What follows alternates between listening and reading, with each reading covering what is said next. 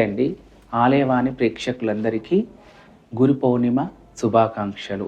వారంలో బుధవారం వస్తుంది అనంటే చాలామంది శ్రీ వెంకటేశ్వర స్వామి ని దర్శించుకుంటారు. తర్వాత చాలామంది ఉపవాసం, సహస్రనామాలు, పారాయణము చేస్తూ ఉంటారు. అయితే బుధవారమే ఎందుకు స్వామివారిని దర్శించుకుంటారు? ముందుగా మనము ఒక విషయం తెలుసుకోవాలి.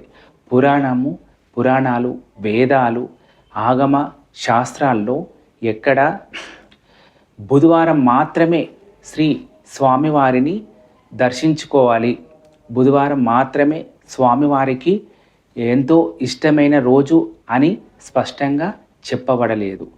దశాబ్దాలుగా వస్తున్నటువంటి ఆలయ సాంప్రదాయాలు, జ్యోతిష్య విశ్వాసాలు, భక్తుల ఆచారాల వల్ల బుధవారం శ్రీ స్వామివారి ఆరాధనకు ఎంతో ప్రాధాన్యం తీసుకొచ్చింది. అయితే మన హిందూ జ్యోతిష్య శాస్త్రం ప్రకారము బుధవారానికి బుధగ్రహము అధిపతిగా పనిచేస్తాడు. బుద్ధి, విద్య, వ్యాపారాభివృద్ధికి, ఐశ్వర్యానికి ప్రతీకగా భావిస్తారు.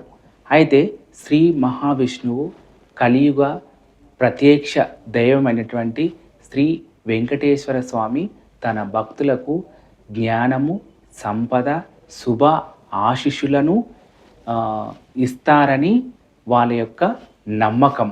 అందుకని ఉద్యోగులు, విద్యార్థులు, వ్యాపారవేత్తలు ఆ విధంగా బుధవారం రోజున స్వామివారిని దర్శించుకుంటారని చెప్పుకుంటారు. అయితే మనకు బుధవారము ప్రత్యేకత, మరో ప్రాముఖ్యత. అయితే మనకు తిరుమలలో జరిగేటువంటి బుధవారం ప్రాముఖ్యత మరో ముఖ్య కారణం తిరుమలలో జరిగే కలశాభిషేకం. కలశాభిషేకం ఏ విధంగా జరుగుతుంది అని అంటే, మలయప్ప, శ్రీదేవి, భూదేవి ఉత్సవమూర్తులకు ప్రత్యేకంగా 1000 పవిత్ర కలశాలతో స్నానం ఆచరిస్తారు, అభిషేకం ఆచరిస్తారు. వేద మంత్రాల నడుమ జరిగేటువంటి ఈ అభిషేకం, ఈ సేవలో పాల్గొనడం చేత ఎంతో పవిత్రమైన, ఎంతో పుణ్యప్రదంగా భావిస్తారు. ఈ ఆలయ సాంప్రదాయమే మనకు మరింత ఆధ్యాత్మిక ప్రాధాన్యం తీసుకొస్తుంది.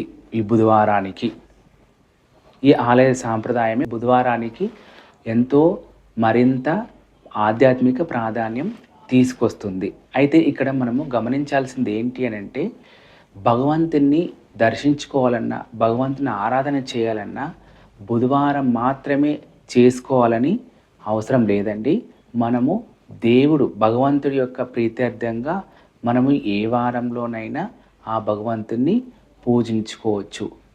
దేవుడికి ఇష్టమైనది ఏంటి అంటే భక్తి శ్రద్ధలతో, ధర్మాచరణతో, ఎంతో సేవాగుణంతో మనం గనక ముందుకెళ్తే ఆ భగవంతుడి యొక్క కృపాపాత్రులై మనము ఎంతో పుణ్యం కట్టుకున్న వాళ్ళం అవుతాము. జై శ్రీరామ్.